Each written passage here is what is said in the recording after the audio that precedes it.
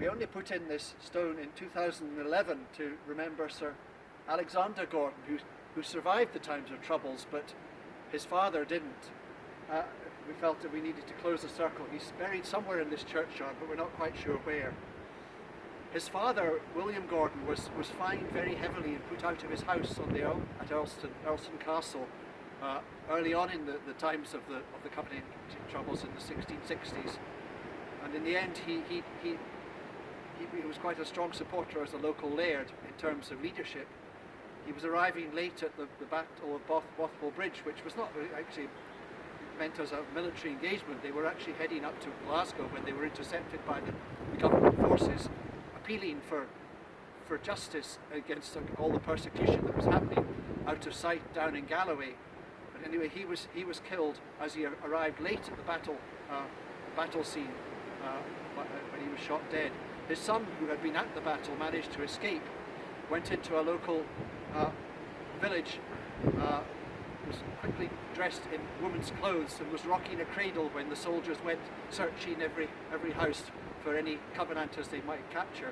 He managed to get back down to Dalry, but it was not safe for him to stay in his castle most of the time because troops were billeted there. However, still, Alexander Gordon, at times when the troops weren't there, would return to his own bed in his house. He had an amazing bravery.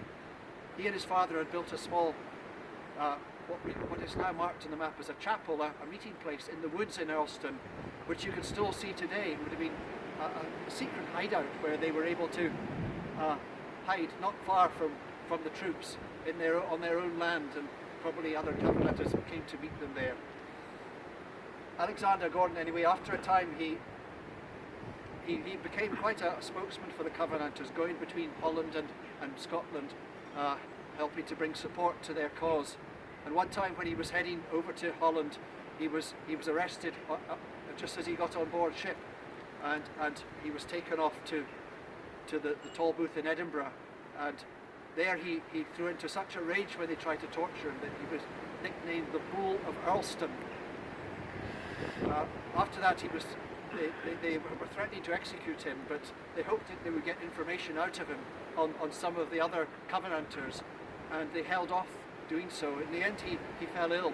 He was taken to the castle and held in the prison there, supposedly slightly better air than the prison in Edinburgh, and then on to the Bass Rock, where he spent some time in the jail there, and then ended up in Blackness Castle, where he spent the rest of the times of the Covenanters. After that, he was able to return to his own house, but because of all the fines that had been exacted on the family, they were virtually penniless. It was only through the help of other extended members of the family he was able to actually continue living in his house. His grandson had written a poem for a gravestone for him, but had never managed to actually put that together, his plans together. And we found the poem, and we managed to get a stone made in 2011, which we erected here in memory of Alexander Gordon.